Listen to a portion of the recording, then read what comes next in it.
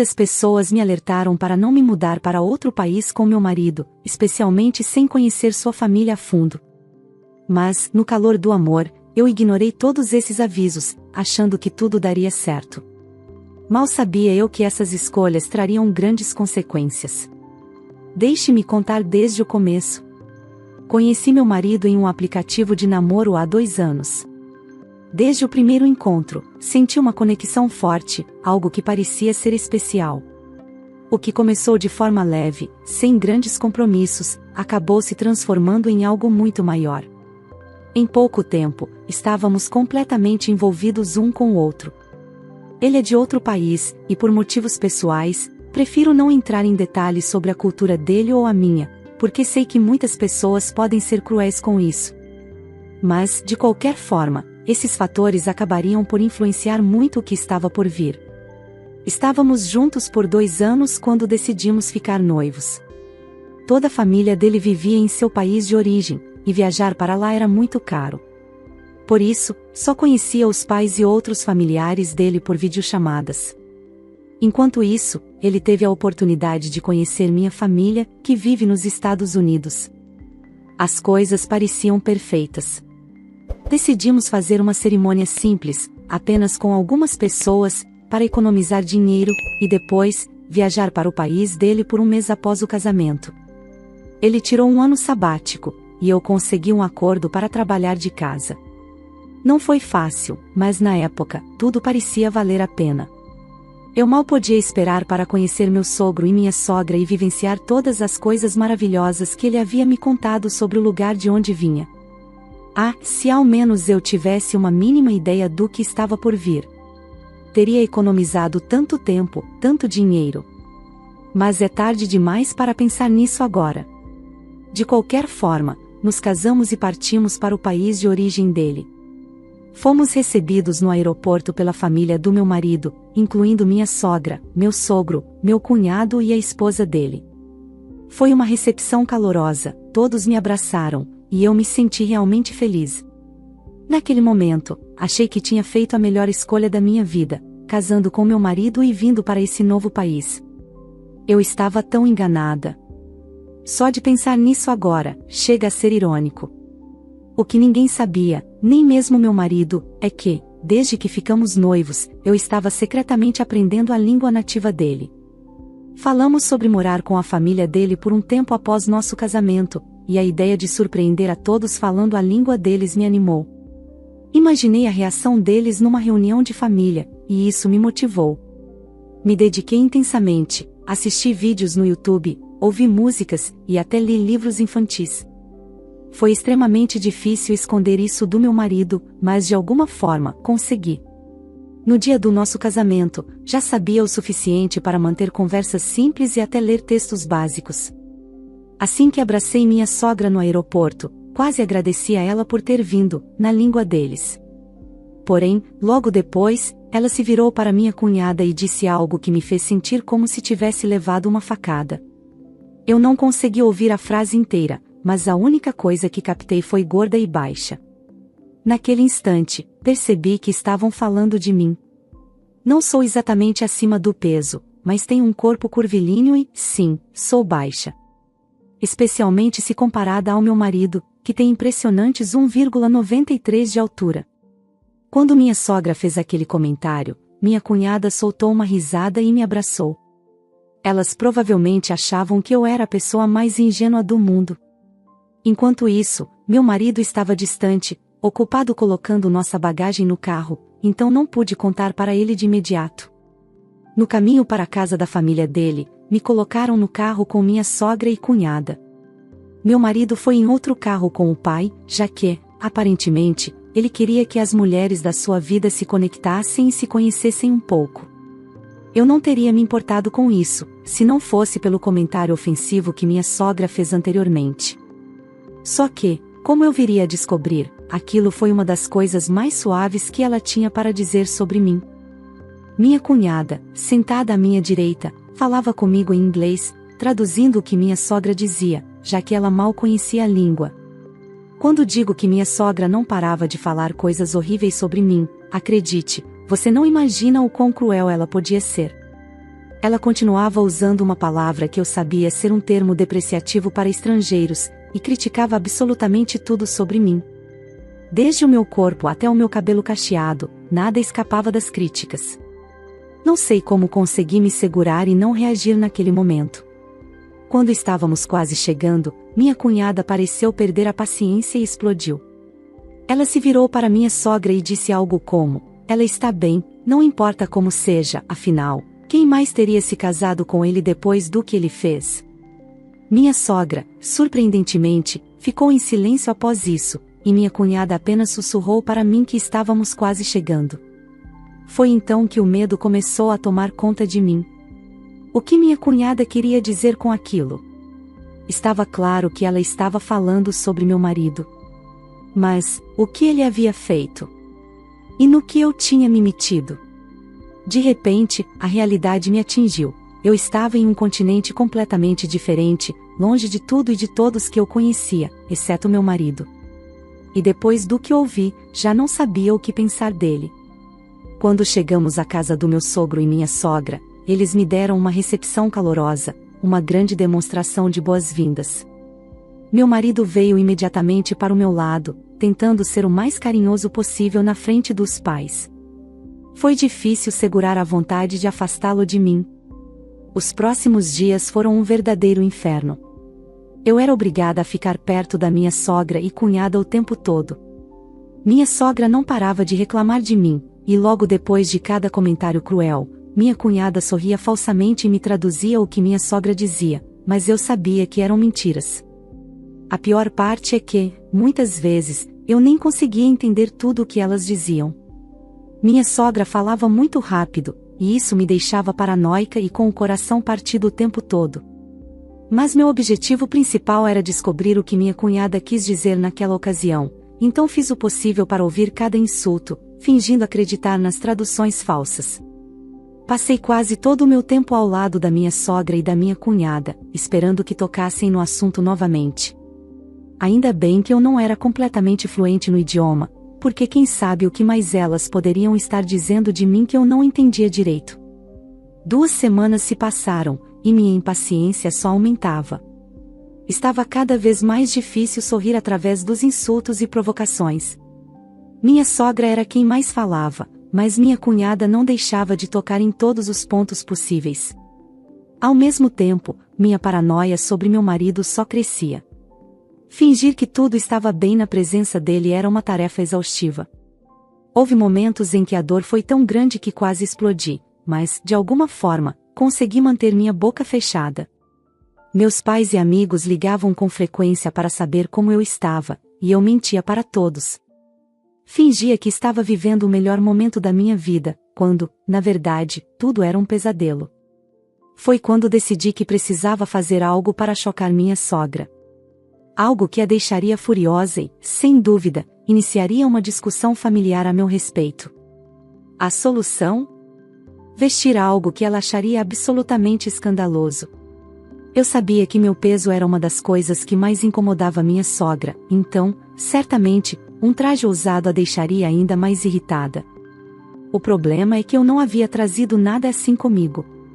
Então, um dia, consegui escapar sem que ninguém percebesse e fui ao mercado local. Depois de procurar um pouco, encontrei exatamente o que precisava, um vestido de cetim, com uma fenda na altura da coxa. Era o traje perfeito. Meu marido estava planejando me apresentar a alguns velhos amigos em uma festa, o que seria a desculpa ideal para usá-lo. Na noite da festa, me arrumei e saí com meu traje de batalha. Quando apareci, a primeira pessoa que encontrei foi minha cunhada. Ela levantou a sobrancelha, visivelmente desconfortável, e apenas disse: "Você está bem." Era tudo o que eu precisava ouvir. Até meu marido olhou para mim surpreso e disse algo como: "Eu não sabia que você tinha uma roupa dessas."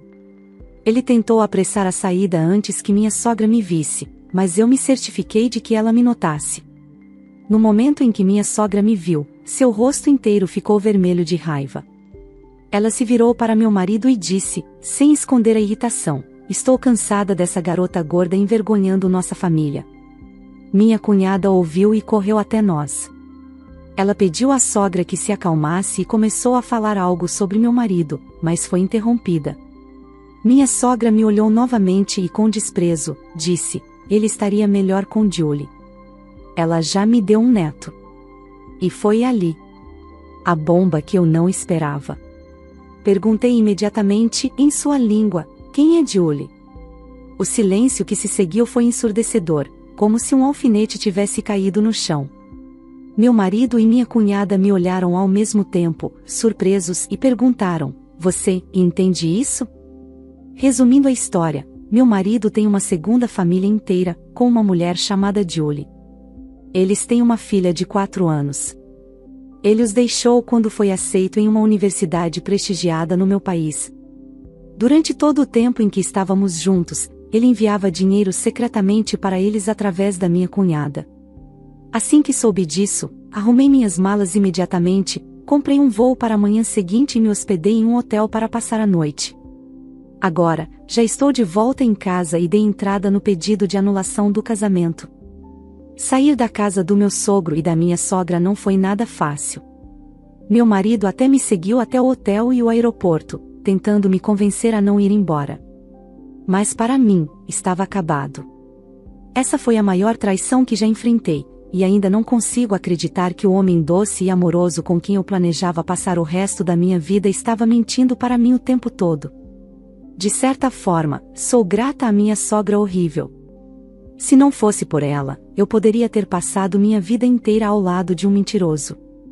Muitas pessoas têm me perguntado sobre a segunda família do meu marido. Honestamente, eu não sei muitos detalhes, apenas o que descobri naquela noite. Desde que pedi a anulação, ele tem tentado entrar em contato comigo repetidamente, pedindo desculpas. Mas, obviamente, não acredito em uma palavra do que ele diz. Ele me contou que se casou com Julie quando ela engravidou da filha deles, há cerca de 4 anos. Ele nunca quis esse casamento, e ela também não. Ambos não desejavam algo sério, mas agora estão conectados para sempre. Quando ele foi aceito na universidade, simplesmente saiu sem dizer uma palavra. Ele me garante que eles não têm nenhum contato, além da parte financeira, mas, honestamente, eu não sei se posso acreditar nisso. Exceto pelo aspecto financeiro, ele diz que não há mais nenhum contato entre eles, mas eu realmente não sei se posso acreditar nisso. Ele me contou que a razão pela qual se casou com Julie foi porque, no país dele, não é socialmente aceitável que casais permaneçam solteiros se a mulher engravida. Havia muita pressão sobre ambos, vinda de suas famílias. Julie ainda mora com os pais, e, segundo meu marido, ele não tem contato com ela ou com a filha, porque a família dela o proibiu de falar com elas. Mais uma vez, não sei até que ponto isso é verdade. Consegui a anulação do casamento, e quase imediatamente após o meu retorno, meu marido também se mudou de volta para o meu país, tentando me convencer a acreditar nele. Foi difícil, mas eu ameacei. Disse que contaria a todos os seus amigos e colegas de trabalho sobre sua vida dupla, o que o forçou a concordar em encerrar tudo o mais rápido possível. Me mudei do apartamento onde vivíamos juntos e agora só quero seguir em frente com a minha vida. É uma loucura total. Vindo de um país com tanta imigração, posso dizer que, infelizmente, essas histórias são mais comuns do que se imagina. Na verdade, tive sorte de descobrir tudo antes de começar minha própria família com ele. Muitas pessoas se perguntam por que eu só fiz uma ameaça vazia de expô-lo. Na minha opinião, eu deveria ter destruído sua reputação e todas as suas amizades.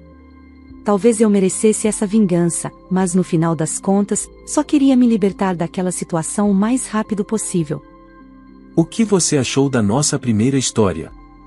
Deixe sua opinião nos comentários, e não se esqueça de mencionar se o comentário é sobre a primeira ou a segunda história. Preparados para a próxima? Então, vamos começar.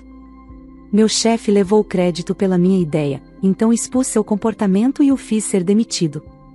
Meu nome é Mariana, tenho 28 anos, e sempre tive um bom relacionamento com meu chefe, Lucas, que tem 32 anos.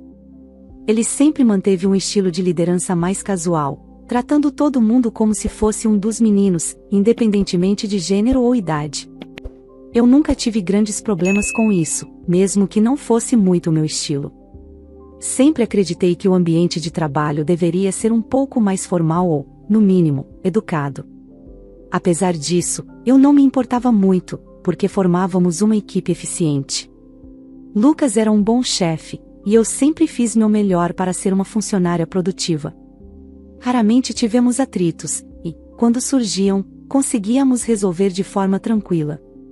De vez em quando, Lucas fazia alguns comentários inapropriados sobre minha aparência, ou tentava flertar.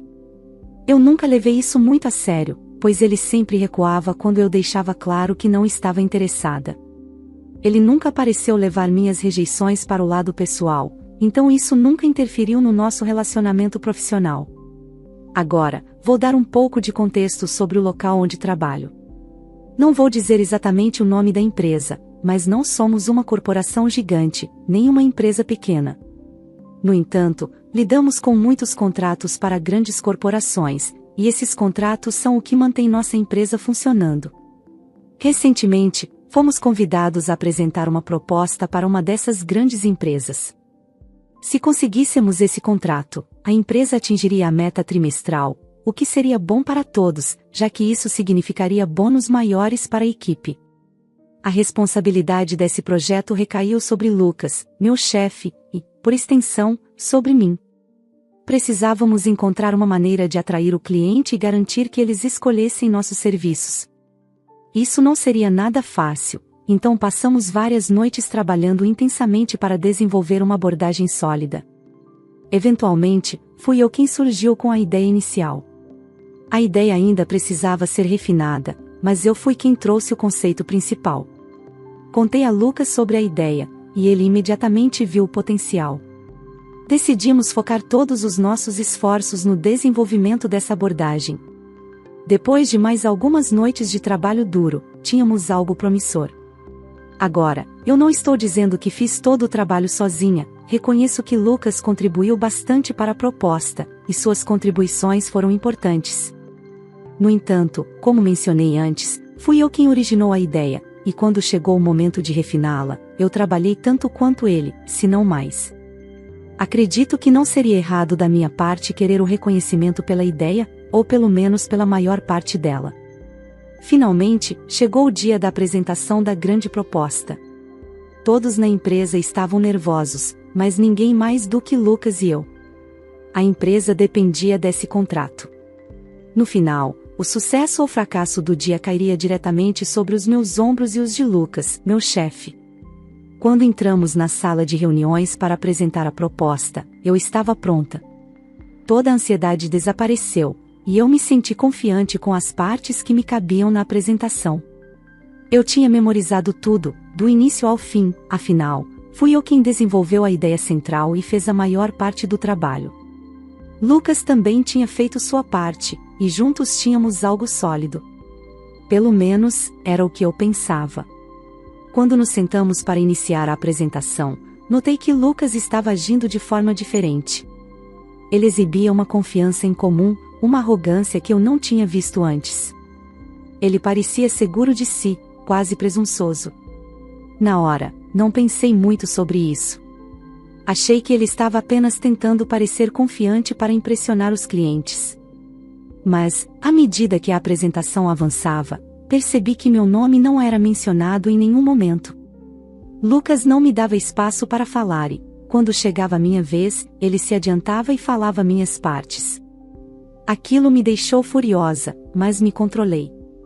Ele estava conduzindo tudo com tanta confiança que, naquele momento, eu não queria arriscar parecer pouco profissional ou causar problemas para a empresa, especialmente diante de um cliente tão importante. Quando a reunião terminou, o cliente ficou impressionado e disse que entraria em contato em breve. A empresa estava em êxtase, cheia de otimismo, e todos comemoravam. Lucas era o centro das atenções, recebendo tapinhas nas costas de todos. Assim que saímos da sala, puxei Lucas para o lado e, tentando manter a calma, perguntei por que ele não havia mencionado meu nome ou minha contribuição durante a apresentação. Ele apenas sorriu e disse que era a jogada certa. Segundo ele, aqueles clientes eram muito tradicionais e não levariam a proposta a sério se ela fosse apresentada por uma mulher. Lucas prometeu que me daria o crédito quando o momento fosse mais adequado. Como sempre tivemos um bom relacionamento, decidi acreditar nele. No entanto, esse momento certo nunca chegou. Alguns dias depois, nossa empresa venceu o contrato, e o clima no escritório era eletrizante. Todos estavam comemorando, e Lucas foi aclamado como um herói. Meu nome, por outro lado, não foi mencionado em nenhum momento. As pessoas comentavam sobre a proposta e sempre falavam da estratégia brilhante de Lucas, meu chefe. Se alguém mencionava algo comigo, era apenas para me elogiar por ajudar ele. Eu não conseguia acreditar que estava sendo tratada assim, depois de me dedicar tanto para criar uma estratégia que salvou o trimestre da nossa empresa. Estava furiosa, mas decidi falar com Lucas uma última vez sobre a questão do crédito. Você não vai acreditar no que ele me disse. Aquele filho da mãe teve a ousadia de falar que o crédito não era importante e que eu deveria superar isso. Segundo ele, o que realmente importava era que conseguimos o contrato, e não quem teve a ideia. Acho que ele percebeu o quanto foi rude, porque logo em seguida tentou suavizar a situação com uma piada sobre o fato de que eu receberia um bom bônus de qualquer maneira. Foi nesse momento que percebi que Lucas não estava apenas sendo arrogante, ele estava deliberadamente tentando me minar. Ele disse que o crédito não era importante, mas a verdade é que ele queria ficar com todo o mérito para si. Sabia o quanto essa vitória era importante para a empresa, e eu também sabia disso, e por isso não podia deixar passar. Disse a ele que todos iriam receber um bônus, e que provavelmente o bônus deles seria ainda maior por causa da estratégia brilhante que ele estava alegando ter criado. Apontei que, apesar de dizer que o crédito não era importante, ele estava muito feliz em reivindicar todo o reconhecimento. Lucas ficou visivelmente desconfortável, mexendo-se de forma desajeitada e sem conseguir me olhar nos olhos. Ele inventou uma desculpa rápida e saiu correndo. Desde então, as coisas entre nós mudaram. A conversa já não é mais tão casual como costumava ser, e percebo que ele tem dificuldade em me encarar. Ainda trabalhamos juntos de forma eficiente, mas a sintonia entre nós nunca mais foi a mesma. Fico pensando se arruinei nosso relacionamento ao pedir o reconhecimento pelo meu trabalho. Quando contei aos meus amigos, a maioria deles disse que eu deveria estar feliz só de receber um bônus, e que o crédito não era tão importante quanto eu estava fazendo parecer. Segundo eles, no fim das contas, eu estava trabalhando por um salário, e não pelo reconhecimento. Eu, no entanto, não vejo as coisas assim. Tenho muito orgulho do meu trabalho e especialmente, das ideias que tive para a proposta. Agora, estou começando a duvidar se fiz a coisa certa ao exigir que Lucas me desse o crédito pelas minhas contribuições. Bem, tem muito mais nessa história. Conversei com alguns amigos sobre o assunto, e enquanto alguns disseram que eu estava levando isso muito a sério, outros achavam que eu tinha todo o direito de ser reconhecida pelos meus esforços. Eu realmente deveria ter sido reconhecida, mas Lucas não parecia concordar. Abordei o assunto com ele mais 2 vezes e em ambas, ele se mostrou visivelmente desconfortável e tentou fugir da conversa. A essa altura, percebi que ele não tinha intenção de me dar o devido crédito. Foi aí que decidi que teria que lidar com a situação por conta própria. Infelizmente, já era tarde demais para ser realmente reconhecida pelo meu trabalho na proposta.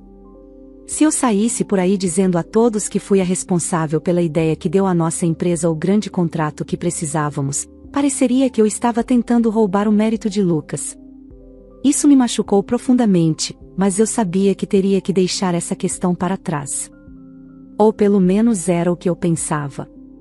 No entanto, não consegui simplesmente deixar meu chefe, Lucas, escapar dessa situação sem consequências. Conversei com alguns amigos sobre o que fazer, e percebi que havia algo que eu poderia usar a meu favor. Como mencionei anteriormente, Lucas sempre teve o hábito de falar com todo mundo de maneira muito casual, e ele não era o tipo de pessoa que seguia a etiqueta no ambiente de trabalho. Além dos comentários casuais, ele já havia tentado dar em cima de mim várias vezes. Eu costumava ver esses flertes como inofensivos, já que ele sempre recuava quando eu deixava claro que não estava interessada. Agora, porém, eu estava decidida a usar esses avanços inapropriados contra ele. Eram exatamente o tipo de coisa que o RH da empresa não aceitaria. Esses comentários iam completamente contra a política da empresa. Às vezes, ele me perguntava se eu ainda estava solteira, ou fazia observações sobre como meu corpo deveria ser incrível debaixo das roupas de trabalho. Eu sabia que esses comentários eram inapropriados, mas costumava ignorá-los como flerte sem importância. Eles não me incomodavam muito naquela época, mas agora, com a maneira como ele havia me tratado, comecei a ver as coisas de outra forma. Pensei em como a empresa reagiria se descobrissem que seu funcionário estrela estava fazendo comentários indesejados para uma subordinada. Se Lucas não estava disposto a reconhecer meu trabalho e dividir o crédito, eu faria com que ele assumisse a responsabilidade por suas atitudes de outra forma. Li todas as nossas mensagens e ouvi as notas de voz, marcando todas as vezes que ele havia feito comentários inapropriados. Agora que Lucas havia mostrado sua verdadeira face, aqueles comentários que eu antes via como inofensivos começaram a me causar repulsa. Não era mais algo casual, como eu havia me convencido a acreditar. Era um comportamento nojento, e foi preciso ele roubar meu trabalho para que eu percebesse que ele estava se aproveitando de mim o tempo todo. Durante todos esses anos, eu havia me convencido de que seu comportamento era inofensivo, apenas para não causar problemas. Agora, estava claro que isso tinha que acabar. Eu sabia que estava sentada sobre uma bomba relógio que poderia destruir a carreira de Lucas na empresa. Parte de mim ainda queria dar a ele uma última chance, avisá-lo do que estava por vir se ele não me desse o crédito ou, pelo menos, o respeito básico. Mas já era tarde demais. Eu já havia dado chances suficientes. Ele não merecia nenhum aviso sobre o destino que o aguardava. Então, fui direto ao RH com todas as evidências, compiladas cuidadosamente em um documento. Eu sabia que a empresa tinha um processo bem definido para lidar com essas situações, e depois de um processo desagradável alguns anos atrás, eles tinham uma política de tolerância zero. Assisti o rosto do representante de RH mudar de curiosidade para choque enquanto lia o documento. Fiz questão de explicar que Lucas havia levado todo o crédito pelo meu trabalho e que ele havia cruzado limites profissionais em várias ocasiões. Eles me fizeram várias perguntas, mas meu documento estava quase completo. Cada pergunta sobre provas, sobre se fui eu quem teve a ideia, e até mesmo sobre o que eu estava vestindo no dia em que ele fez um comentário inapropriado, estava devidamente documentado. Quando a reunião terminou, o representante de RH me garantiu que levariam minhas acusações muito a sério e que uma investigação completa seria aberta nos próximos dias. O clima no trabalho ficou tenso. Lucas estava muito quieto e mal saía do escritório, a menos que fosse absolutamente necessário. As pessoas começaram a sussurrar mais do que o normal. Eu apenas mantive minha cabeça baixa e me concentrei no meu trabalho. Sabia que havia uma chance de enfrentar alguma reação negativa, mas apoiei totalmente o que fiz. Se fosse destacada por me defender, então que assim fosse. Na verdade, eles poderiam até me demitir, se quisessem. Toda essa situação me desiludiu completamente com o ambiente de trabalho. Cerca de uma semana depois, recebi uma ligação do RH. Eles me informaram que haviam aberto uma investigação sobre Lucas e que estavam entrevistando várias colegas de trabalho. Lucas estava em licença administrativa, o que explicava a tensão no escritório. Eu não tinha visto meu chefe desde então. Nos últimos dias, eu pensei que Lucas apenas estivesse se escondendo em seu escritório. Mas a verdade veio à tona após as entrevistas com minhas colegas de trabalho. Várias delas confessaram que Lucas havia sido inapropriado com elas também. Descobriu-se até que ele havia namorado e mantido um relacionamento sexual com uma das funcionárias por alguns meses. Agora, ele estava envolvido em várias violações e tinha pouquíssimas chances de manter seu emprego. Uma das minhas colegas de trabalho que foi entrevistada pelo RH, Glória, veio conversar comigo sobre tudo isso enquanto almoçávamos. Ela me contou que Lucas também havia sido inapropriado com ela, mas que sempre teve muito medo de falar algo. Glória disse que eu fui corajosa por ter me defendido. Antes de ir embora, ela ainda elogiou o meu trabalho, dizendo que eu havia feito um bom trabalho. Sinceramente, ouvir uma colega dar crédito à minha contribuição para a proposta foi o suficiente para fazer toda essa confusão valer a pena. Era tudo o que eu queria desde o começo. Finalmente, eu recebi o reconhecimento que merecia, e agora, meu chefe provavelmente perderia o emprego. Ele talvez não recebesse aquele bônus gordo de que falava. Glória foi apenas a primeira colega a me parabenizar pelo meu trabalho. Parecia que iríamos fechar o contrato para a empresa, e as notícias sobre a investigação do RH começaram a circular pelo escritório. Para ser honesta, eu estava mais do que satisfeita com isso, mesmo que essa consequência não tivesse sido intencional. No fim das contas, eu só queria que Lucas pagasse pelo que fez. Eu ainda estava aproveitando o gosto da vitória quando recebi uma ligação de Lucas. Ele estava desesperado, dizendo que havia perdido o emprego por minha causa, simplesmente porque eu não consegui colaborar. Ele alegou que era normal que um funcionário sênior levasse o crédito por um projeto e que eu estava sendo emocional. Disse que ele mesmo já havia passado por isso algumas vezes e que eu também faria o mesmo quando estivesse em sua posição. Calmamente, apontei que ele não tinha sido demitido por roubar o crédito, mas por flertar com subordinadas, o que era inaceitável. Então, eu disse a Lucas que ninguém estava triste em vê-lo partir. Ele deixou algumas mensagens furiosas no meu telefone depois disso, mas eu ignorei. Ele não tinha mais nada a ver comigo, estava apenas com raiva e fazendo uma pequena birra. Aquilo não poderia mais me machucar, então bloqueei o número dele e segui em frente. Depois de todo esse episódio, as coisas foram muito melhores para mim do que eu esperava. Consegui manter meu emprego, e embora algumas pessoas tenham ficado irritadas por eu ter causado a demissão de Lucas, a maioria das minhas colegas ou não se importava, ou estavam felizes em vê-lo partir. O RH me chamou ao escritório mais uma vez, e basicamente, me garantiram que meu emprego estaria seguro, desde que eu prometesse não falar mais sobre o que aconteceu com Lucas. Eu não tinha nenhum problema com a empresa em si, e também não queria colocar um alvo maior nas minhas costas, então concordei em não prosseguir com qualquer ação legal. Foi um pouco incômodo perceber que a empresa estava mais preocupada em proteger a si mesma do que em resolver as questões de forma justa, mas, no fim das contas, esse é o papel do RH, garantir que tudo seja tratado de uma maneira que mantenha a empresa protegida de processos. Para mim, isso não importava tanto. Meu objetivo principal era fazer Lucas pagar pelo que fez e conseguir justiça do meu jeito. O que aprendi com toda essa experiência é que você deve sempre garantir que sua voz seja ouvida. Nunca deixe ninguém te dizer que você não merece crédito pelo seu trabalho duro. E, se não te ouvirem, faça o máximo para que te escutem. Assim chegamos ao final da nossa segunda história. É triste saber que, em muitas empresas, ainda existem chefes como Lucas, que desrespeitam as funcionárias. Mas fico feliz que, no final, tudo tenha dado certo. E você, o que teria feito nessa situação? Ao comentar, não se esqueça de especificar se o comentário é sobre a primeira ou a segunda história. Obrigado por se juntar a nós hoje no Recanto das Histórias.